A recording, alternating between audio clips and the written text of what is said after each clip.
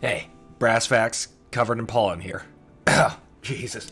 Today, average engagement range for civilians in a shit hit the fan, WROL, or Boogalooian scenario. Or, why you need magnification in an urban environment. If you didn't get the intro bit, I'm getting raw dogged by pollen right now. Sorry, it's gonna be like this for quite some time, so it's either stop videos for 2 months or, I guess deal with my terrible voice. Apologies. There is a notion that in an urban environment, basically all engagements are going to be CQB oriented, and that if you live in said environment, a red dot site is all you need to solve all your problems. All engagement ranges are going to be, or most are going to be 100 yards and in, and the notion of running a precision long-range rig in an urban environment is laughable. Today, I'm going to try to make the opposite case, that urban preparedness does not preclude the need for the ability to engage at intermediate or long ranges. Magnification is not only nice, but in my opinion, it's mandatory, and red dot only guns are going to get you killed in the streets. Before moving on, a quick disclaimer. I'm talking about rifle employment in a shit hit the fan apocalyptic scenario, emphasis on apocalyptic, so for some reason people think I'm talking about doing this stuff right now. I'm not. The notion that I would just be arrested doesn't make sense because the police don't exist in this scenario. I'm talking about a situation where society is no longer functional or it's completely eroded and degraded. I talk at lengths about what you should do to set up for scenarios where society is partially degraded or in the process of degrading, and that does not involve running around with a rifle. But this is for that conversation and that conversation only. Also, I'm assuming still, even though we're in this scenario, when you're engaging another human being, it's a justified defense or whatever you want to call it. The Boog is not a free ticket to go 2025 purge mode. But I'm going to leave that out of the discussion. We're just talking about, engagements here. There are very few examples of functional societies in modern history collapsing, such that the above scenario can occur. So in a lot of ways, I do agree it is unlikely, but we are at an uncharted time of history. So for some of us, preparing for this kind of thing is a logical thing to do, and going through the mental games of what you need and don't need are beneficial, right? Bosnia, Syria, sort of, are examples where we can kind of pull information, but these aren't one-to-one analogs with how it would happen in the United States. So, a lot of this is going to be guesswork, and I'll do my best to substantiate my logic train and back up my, assertions with examples. But at the end of the day, this is all my opinion, meant to just drive discussion. I could absolutely be insanely wrong about this. So, it's just some food for thought. I talked with Delta 34. He and I agree a lot with the need for magnification and the discussion here. So, you should go check out his channel. I'll link it up here. He gets into a lot of this as well. So, let's get into it.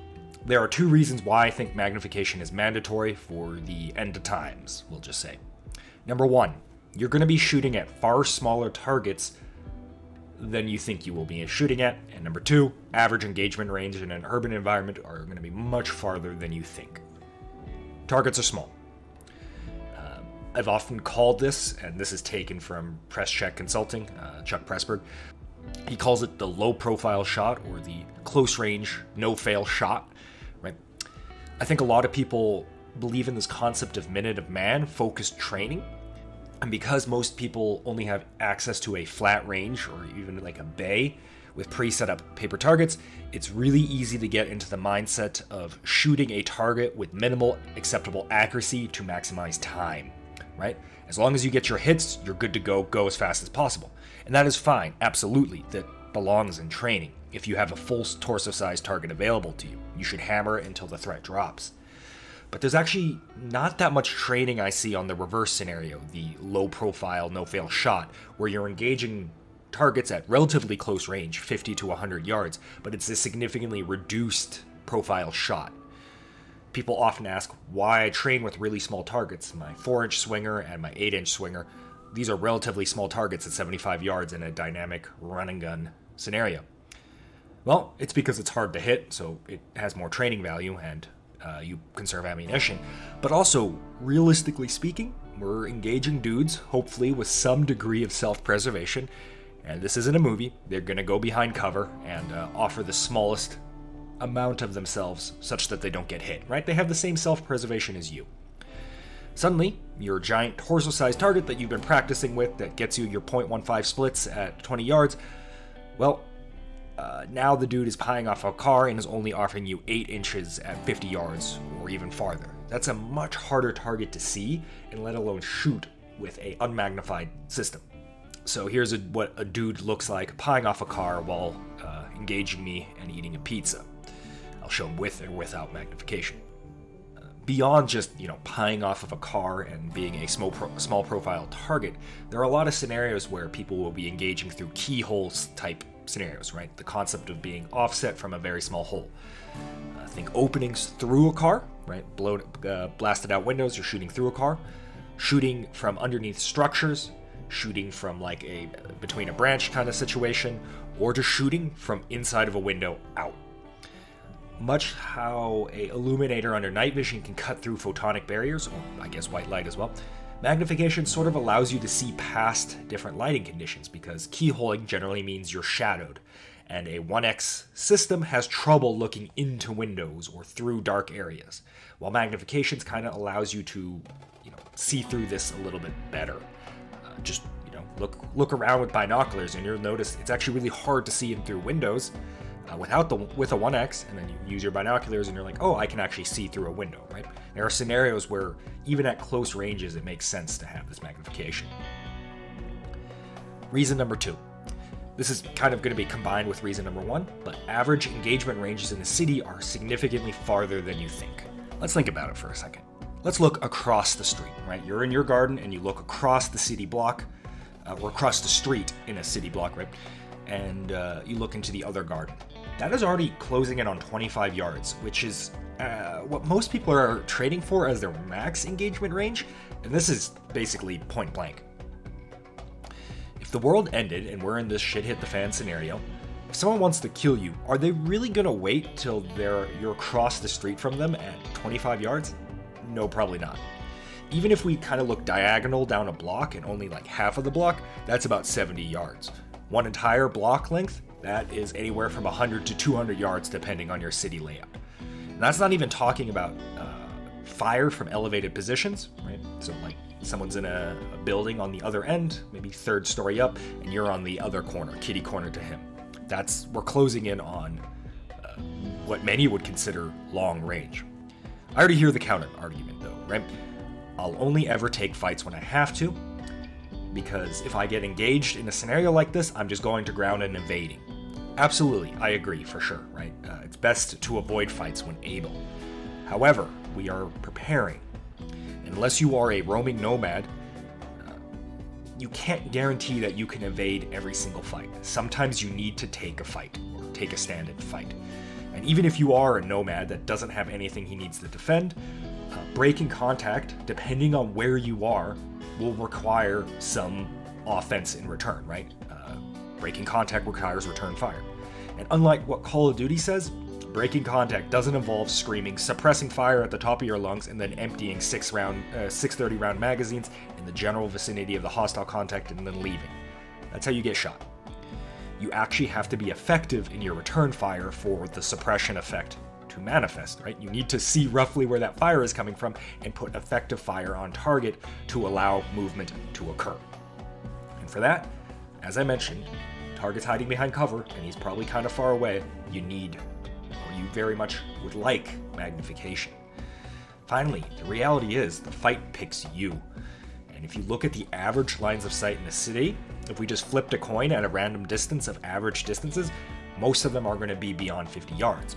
And then you add in the fact that you're not flipping a coin, one of the sides is more likely than not choosing the circumstance of the engagement. Well, we're pushing 100, 200, and maybe 300.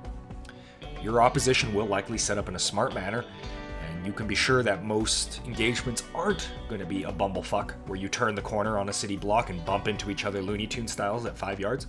We're going to see 50 or maybe even 100 yards more as a baseline. And on top of that, there's going to be longer range engagements, just due to averages. From the footage you can see, I can't actually find a single instance where we're not looking at, clean sight lines beyond 50 yards. Obviously, I can pick something right next to me, but how does that play out? How do you end up right next to someone like that? You really don't. The people can be quite oblivious, but even then, and they're probably not going to be oblivious because they're still alive, they're going to notice you well before you cross that 50-yard threshold, typically. This also ignores the requirements and the benefits of magnification beyond having street-level fights, which is actually one of the bigger areas of benefits. What about observation? What about the need to return fire to a douchebag guy with his hunting rifle that decided shooting people in the streets is how he wants to spend the rest of his apocalypse because his family died and he's pissed as shit, or something, right? We hear stories. You can use your imagination. What about the fact that for many of us, you're probably going to do a lot of observation, and statistically speaking, the highest quality piece of glass you probably own is on your rifle. The list goes on, right?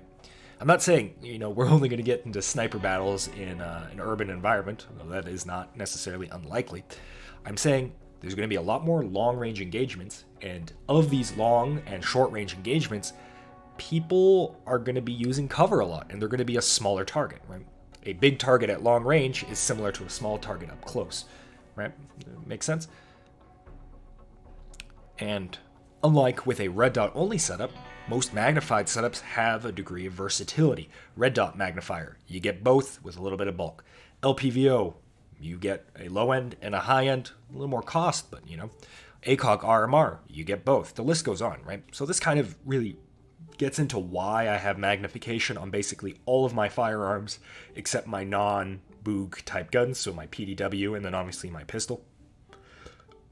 So absolutely for pre-boog intermediate levels of chaos, so water's typically running, power's still going, but perhaps things are looking a lot more like, I don't know, Mexico in the areas where the government said, fuck it.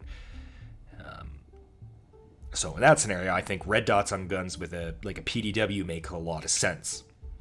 But we're not talking about that, nor are we talking about home defense. We're talking about apocalyptic preparedness and the ability to use something like a 1x LPVO that gives you a 1x along with magnification. And the 1x isn't so bad that it's actually crippling you in CQB, while still giving you that intermediate no-fail performance as well as that longer range performance. Well, to me, that's a no-brainer. That's why I prefer the magnification. You look at the flip side, a red dot only setup without a magnifier, right, is incapable or very much at a disadvantage at these medium range fights where you still have to take the fight, right? It's still close. You're still within a city block of each other. There's no yin and yang there, for lack of a better term. All right, thanks for watching. I've been making a lot of videos recently, so some people have mentioned, hey, where are the reviews? It's mostly because I can only handle about one review every 1 or 1.5 months, right? It takes time to make reviews because you have to do a lot of shooting and a lot of outings. So I've been uploading 2 videos a week. So relatively speaking, it's going to feel like there's a lot more of this type of video, conceptual stuff versus, reviews. So just understand that. I'm trying to put out some content here. But anyways, thanks for watching. See you guys around for the next one.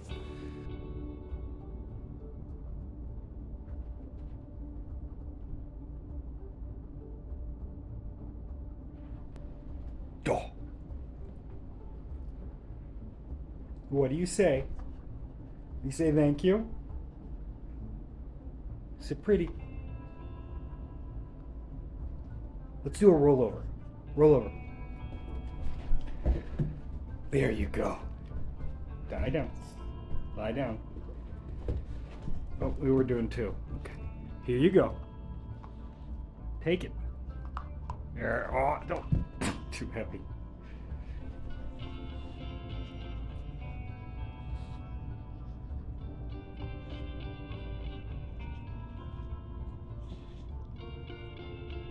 Is that a happy dog?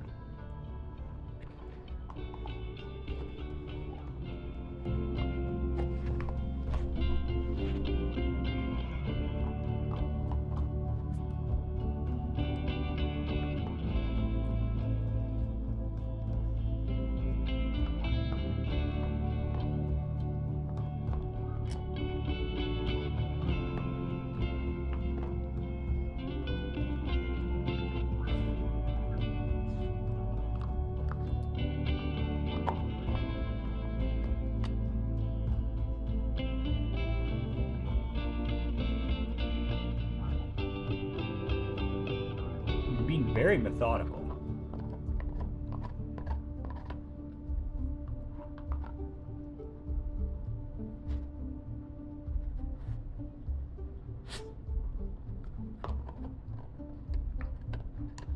Alright, we'll leave you to it.